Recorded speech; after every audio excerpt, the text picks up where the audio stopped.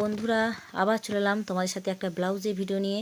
যারা আমার চ্যানেল থেকে দেখে সেলাই শিখছো তাদের জন্যই মেনলি এই ভিডিওটা। তো এটা আজকে এই ব্লাউজটাকে বোম্বে কাট ব্লাউজ বলা হয়, আবার ব্রা কাট ব্লাউজও বলা হয়।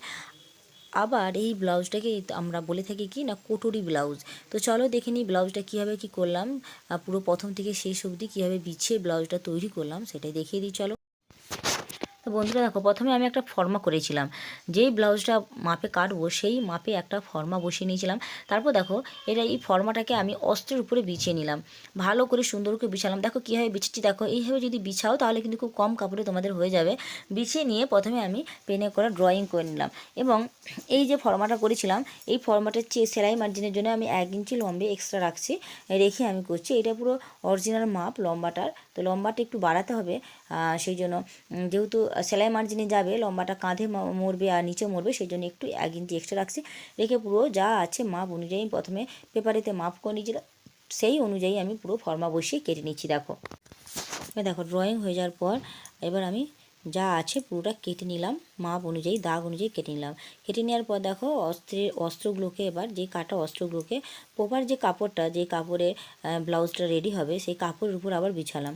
এবার দেখো বিছিয়ে এবার একটু বেশি করে নিয়েই, মানে একটুখানি বেশি নিয়ে পুরো দাগ বরাবর, কিন্তু অস্ত্রগুলো কাটছি না, একটু বেশি রেখে 1/2 ইঞ্চি 1 ইঞ্চি বেশি রেখে পুরো কাপড় থেকে পুরো পার্টগুলো বের করে নিলাম। অস্ত্রের উপরে, অস্ত্রটার কাপড় উপর রেখে প্রত্যেকটা পার্টকে একটু করে বেশি বাড়তা কাপড় নিয়ে বের করে নিলাম। এইভাবে কিন্তু কাটবে, মনে রেখো একবারে মাপের কাপড় কাটবে না। আর কাটার সময় কিন্তু কাপড়ের গোলা কখনোই কাটবে না, গোলা শুধুমাত্র অস্ত্রে কাটবে।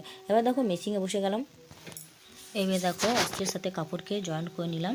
জয়েন্ট করে নিলে হাতা, দড়ি যেমন করে ব্লাউজে লাগাই সব ব্লাউজে লাগিয়ে নিলাম।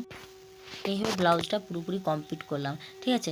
এবার দেখো তোমাদের যে পুরো টিচিংটা, সমস্ত টিচিংটা কিন্তু আমি অন্য ব্লাউজে দেখিয়ে দিয়েছি কীভাবে গলার টিচিং করতে হয় সব কিছু। তাই এই ভিডিওটা আর বেশি বাড়ালাম না।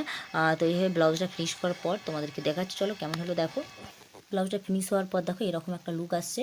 এটা পুরো লেস লাগানো, দড়ি দেওয়া, ডিপ পিট এবং গ্লাস হাতা, তার হাতেও লেস লাগানো। তো চলো আজকের জন্য ভিডিওটা এইটুকু, আবার দেখা হচ্ছে নেক্সট কোনো ভিডিও নিয়ে। চলো বাই, টাটা।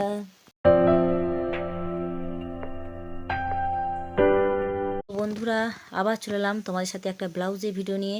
যারা আমার চ্যানেল থেকে দেখে সেলাই শিখছো তাদের জন্যই মেনলি এই ভিডিওটা। তো এটা আজকে এই ব্লাউজটাকে বোম্বে কাট ব্লাউজ বলা হয়, আবার ব্রা কাট ব্লাউজও বলা হয়। আবার এই ব্লাউজটাকে আমরা বলে থাকি কি না, কোটরি ব্লাউজ। তো চলো দেখে নিই ব্লাউজটা কীভাবে কী করলাম, পুরো প্রথম থেকে শেষ অবধি কীভাবে বিছিয়ে ব্লাউজটা তৈরি করলাম সেটাই দেখিয়ে দিই চলো। তো বন্ধুরা দেখো, প্রথমে আমি একটা ফর্মা করেছিলাম। যেই ব্লাউজটা মাপে কাটবো সেই মাপে একটা ফর্মা বসিয়ে নিয়েছিলাম। তারপর